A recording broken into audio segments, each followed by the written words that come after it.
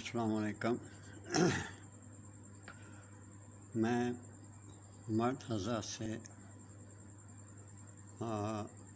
مخاطب ہوں۔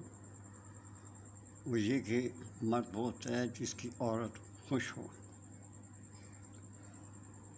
خوشیاں بانٹتا ہے۔ وہ مرد خود بھی خوش رہتا ہے، اس کی عورت بھی خوش رہتی ہے، گھر بھی آباد ہوتا ہے اور اولاد کی بہت اچھی تربیت بھی ہوتی ہے۔ پارکوں ہوٹلوں میں غیر عورتوں سے عیاشی کرتے یا کراتے وہ مرد نہیں ہوتے، میں اس کو مرد نہیں سمجھتا۔ وہ غیرت سے فارغ ہوتے ہیں، کمزور مرد ہوتے ہیں۔ اپنی بیوی کا حق دوسری عورتوں میں تقسیم کرتے ہیں، بہت ہی کمزور مرد ہوتا ہے۔